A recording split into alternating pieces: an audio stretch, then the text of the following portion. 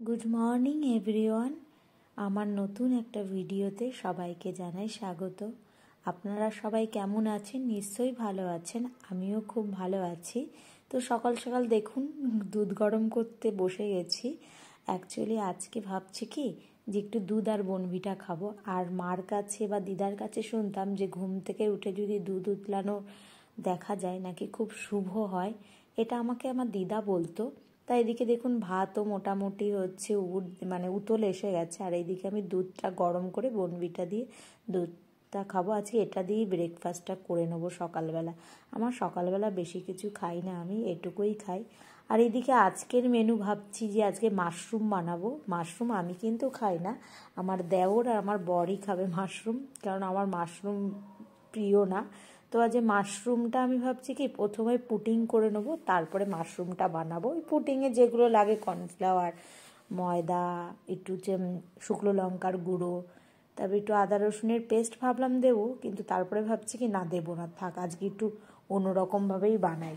কিন্তু কাল রাতে যখন শুভঙ্কর অফিস থেকে বাড়ি এসেছে তখন আমাকে বারবার করে বলেছিল চিলি মাশরুম করতে, কিন্তু তারপরে ফ্রিজটা খুলে দেখলাম চিলি মাশরুম করার জন্য অনেক কিছুই নেই উপকরণগুলো। তাই ভাবলাম যে একটু অন্যভাবেই করে দিই, পুটিং করে দিলে ওটাই ও ভালোভাবে খেয়ে নেবে।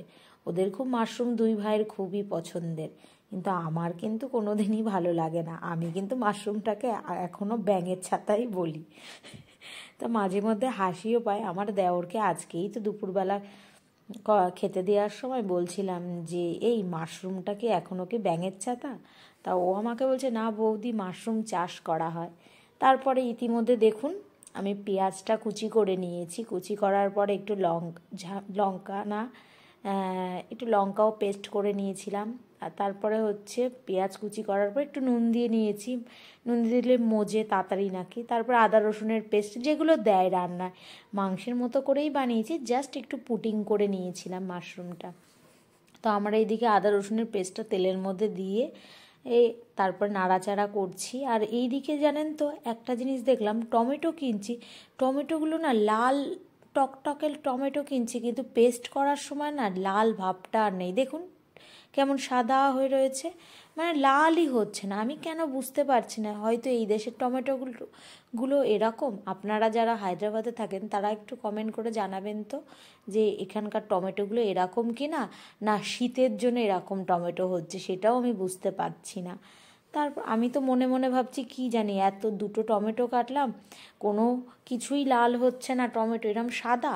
আর ইতিমধ্যে দেখলাম একটা সিমলা মির্চ ছিল, ক্যাপসিকাম। তা ভাবলাম ক্যাপসিকামটা কেটেই দিয়ে দিই, ওদের আর একটু ভালো লাগবে। আবার শুভঙ্করের আবার ক্যাপসিকাম খুব পছন্দ, যে কোনো রান্নায় যদি ক্যাপসিকাম দেওয়া যায় না ও খুব ভালোবাসে। আমাকে একদিন গল্প করছে যে আমার যে ক্যাপসিকাম পছন্দ। তা রান্না করতে করতে ভাবছি যে কি কি রান্না করা যায়। শুধু তো মাশরুম রান্না করলে তো হবে না, আরও অনেক কিছু বানাতে হবে, কারণ আমি যে কি দিয়ে খাবো সেটাই আমি বুঝতে পারছি না।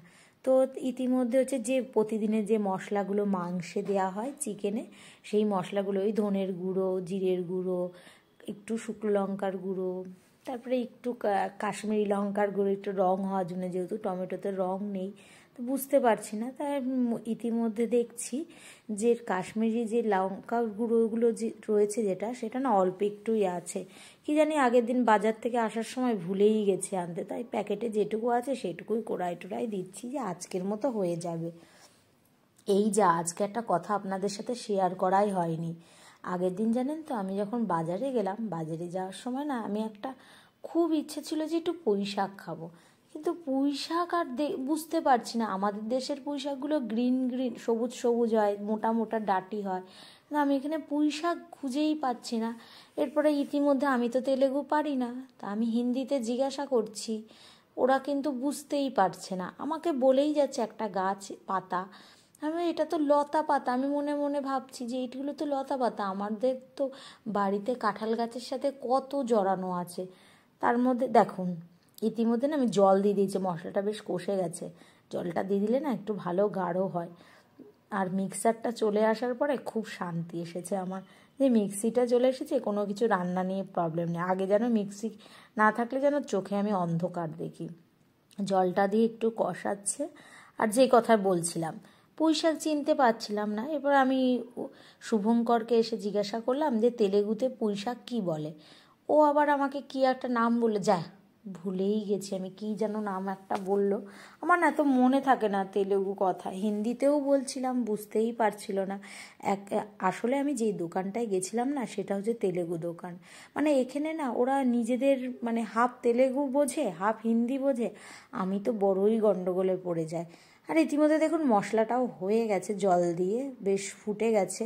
এবারে আমি ভাবছি একটু মাশরুমগুলো দিয়ে দিই। মাশরুমটা না সবসময় লাস্টের দিকেই দেবেন, যেহেতু মাশরুমটা নরম তো তো তার জন্য আমি না আলতো আলতো করে দিচ্ছি, এমনিই নেতিয়ে গেছে মাশরুম। আমি না এর আগে একবার মাশরুম বানিয়েছিলাম যখন কলকাতার বাড়িতে থাকতাম, তখন না চিলি মাশরুম বানিয়েছিলাম, বেমালুম ভুলে গেছি, এখন আর মনেই করতে পারছি না। দুদিন ধরে ভাবছি যে ইউটিউবে ভিডিও দেখে চিলি মাশরুমটা রান্নাটা করা শিখবো, কিন্তু টাইমই হচ্ছে না, এত টাইমের অভাব হচ্ছে, মানে চারিদিকে এত কাজ থাকে না। আর তারপরে সারাদিন পরে এসে না আর ইচ্ছা করে না যে একটু ভিডিও দেখি, মনে হয় কি একটু ঘুমাই। মানে আমি কিন্তু ঘুম কাতুরে একটু। যাই হোক, যে কথাটা বলছিলাম, তারপরে পুঁই শাক তো চিনতেই পাচ্ছি না। তারপরে ইতিমধ্যে আমার মাসি শাশুড়িকে ফোন করলাম যে মাসিমণি, যে তুমি পুঁই শাক এই দেশে কি বলে, কেমন দেখতে, এই দেশের পুঁই শাকগুলো কি আলাদা? তখন আমাকে বলল কি যে তুমি একটু নিচে যখন ডাস্টবিন ফেলতে যাবে তখন ফোন করবে আমাকে, তখন আমি তোমাকে পুঁই শাক গাছ দেখাবো। আমি বললাম, ও নিচেই পুঁই শাক গাছ হয়েছে। আর আমি আমি শাক পাতা খুব একটা চিনি তা না, যা চেনা, কিন্তু পুঁই শাক আমার খুব পছন্দের খাবার। তা আমার বৌমনি বিয়ের আগে আমাকে শুধু বলতো কি, তোর বিয়ের সময় না পুঁই শাক আর হচ্ছে খিচুড়ি, আমি এই দুটো সত্যিই খুব ভালোবাসি, কিন্তু এই দুটোই আমি খেতে পারি না এই দেশে এসে, কারণ আমার দেওরও খায় না, আমার বড়ও খায় না, পুঁই শাকও খায় না, খিচুড়ি তো ওদের পছন্দই না। তার জন্য ওদের জন্য রান্না করি না বলে একা একা আমার কিছু খেতে ইচ্ছা করে না। তারপরে আমি না এখানে দেখুন সোয়াবিন, না আগের দিন কি হয়েছে, এই দেশের সোয়াবিনগুলো আগের ভিডিওতে আপনাকে বলেছিলাম, এই দেশের সোয়াবিনটা না অনেকটা চিপসের মতো, সেদ্ধ করতে হয় না। আর আমাদের দেশের সোয়াবিনগুলো কিন্তু সেদ্ধ করে ভাপ দিয়ে তারপরে কিন্তু আমরা রান্না করি, কিন্তু এই দেশের সোয়াবিনে সেদ্ধ করতে হয় না, এমনি রান্নাতে কড়াইতে দিলে মশলা কষানো এমনিই সেদ্ধ হয়ে যায়। এটা আমি জানতাম না, প্রথম দিন তো বোকাই হয়ে গেছিলাম। তা সোয়াবিনটা দেখুন আমি না মাইক্রোওভেনে সেদ্ধ করতে গিয়ে দেখি কি পুরো তুলতুলে নরম হয়ে গেছে পুরো। ওই সোয়াবিন তো আর কড়াইতে দেওয়া যাবে না, তাহলে তো পুরো ঘ্যাট হয়ে যেত। তা সোয়াবিনটা কি করব, তারপরে ভাবলাম একটু সোয়াবিনের পকোড়া ওদের ভেজে দিই।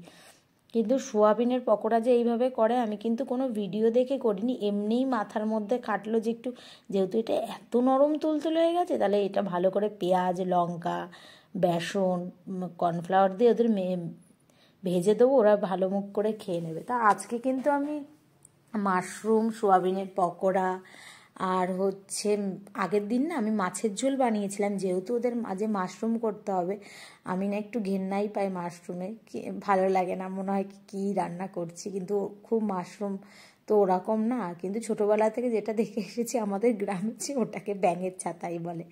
শহরে এসেই জানলাম যে মাশরুম খাওয়া দাওয়া করে, আমাদের বাড়িতে কোনো দিন হয় না।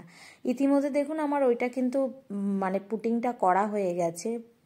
আর এই দেখুন মাশরুমটা ঢেলে নিয়েছি আমি, আর এই দেখুন সোয়াবিনটাও ওরমভাবে পকোড়া করে রেডি করে রাখলাম। আর এইদিকে দেখুন কালকে যে মাছের ঝোলটা আমি একটু রেখে দিয়েছিলাম আমার জন্য, যে আমি মাছ খাবো আজকে। তারপরে ভাবলাম যে 12টা তো বেজে গেছে, যাই নিচে গিয়ে ডাস্টবিনটা ফেলে আসি, কারণ 12টা বেজে গেলে না ডাস্টবিন ফেলে দিতে হয়, না হলে ওরা 1টার সময় এসে ডাস্টবিন নিয়ে গেলে না আমার আর সারাদিন ফেলা হবে না। যাই তাড়াতাড়ি করে লিফটে চলুন, লিফটটা অন করে দিয়েছে, আর হাতে দেখুন ডাস্টবিন। এবার যাই নিচে নামতে নামতে না কী হয়েছে বলুন তো, এক হাতে ডাস্টবিন আর এক হাতে করে 2 নম্বরে টিপে দিয়েছিলাম, আমাদের তো গ্রাউন্ড ফ্লোরে দিতে হবে। আর এই দেখুন এটা কি বলুন তো, আমাদের দেশের লোকেরা কেটে গেলে যেটা গায়ে হাতে দেয় না, আমি তো ওটাই ভেবেছিলাম। তারপরে মাসিমণিকে ফোন করার পরে মাসিমণি বললো এটাই পুঁই শাক। আমি তো অবাক হয়ে গেছি যে এই ছোট ছোট ডাল পুঁই শাক, আর কী পাতা, আর এই দেখুন পুঁই মিচুলি কেমন হয়েছে দেখুন, লাল লাল করে পুঁই মিচুলি। আমি তো ভেবেছিলাম সেই লতা পাতা না কি একটা গামরুলের যে ছোট ছোট ফল হয় না, আমাদের গঞ্জে হতো খুব, ওইগুলোই ভেবেছিলাম। তারপরে তো ভাবলাম বাবা এরকম পুঁই শাক আমি তো কখনো দেখিনি। আর এই যা গল্প করতে করতে তো একটা কথা বলাই হয়নি, রান্না করতে করতে ভাবলাম যে পেঁয়াজ তো ফুরিয়ে এসেছে, তারপরে পুঁই শাক দেখতে দেখতে মনে পড়লো যে আজকে তো শুভঙ্করের অফিস আছে, ওকে তো টিফিনে কিছুই করে দেওয়া হয়নি, তাই ভাবলাম একটু আলু পোস্ত করে দিই। তারপর ডাস্টবিনের বালতিটা রেখে আমি একটু পাশেই আমাদের দোকান আছে, ওখান থেকে একটু পেঁয়াজ নিয়ে আসলাম। ও আবার পেঁয়াজ দিয়ে আলু পোস্ত খেতে ভালোবাসে। তারপরে দেখলাম একটু ঝিঙেও আছে, তাই ভাবলাম ঝিঙে আলু পোস্তই করে দিই। তো আজকের ভিডিওটা কেমন লাগলো সেটা কিন্তু কমেন্ট করে জানাবেন। আর পুঁই শাকটা দেখে নিশ্চয়ই আপনারাও আমার মতো অবাক হয়েছেন। আমি তো খুবই অবাক হয়েছি, আমার মনে হয় এই দেশে এসে আর পুঁই শাক খাওয়া হবে না। পুঁই শাক আর দেখুন ঢাকা দিয়ে দিয়েছি। আর তার মধ্যে দেখি সমু আমার দেওর উঠে গেছে। আজকে না অনেকটা বেলা হয়ে গেছে, দুপুর 2টো বেজে গেছে অলরেডি। আমার না স্নান হয়নি, আর আজকে বৃহস্পতিবার। যাই বিছানাটা তুলে নিই। দেখুন শুভঙ্কর উঠেছে, বিছানাটা এরকম রয়েছে। আর কি রোদ্দুর দেখুন বেরিয়েছে আজকে। যাই বিছানাটা তুলে নিয়ে ফ্রেশ করে বিছানাটা পেতে নিলাম ঝেড়ে টেড়ে। এরপরে যাই রান্নাঘরে গিয়ে ওদের আবার পকোড়া ভেজে দিতে হবে। ওরা বললো এখনই খেয়ে নেবে। আজকে আবার সমুর অফিস নেই, ও আজকে অফিস মানে ওর অফিস যেতে হবে না, বাড়ি বসেই অফিস আছে ওর। তো আজকের ভিডিওটা কেমন লাগলো সেটা কমেন্ট করে জানাবেন। আর ভিডিওটা যদি ভালো লেগে থাকে লাইক করবেন। আর আপনারা ভালো থাকবেন, সুস্থ থাকবেন, সাবধানে থাকবেন। নেক্সট ব্লগে খুব শীঘ্রই দেখা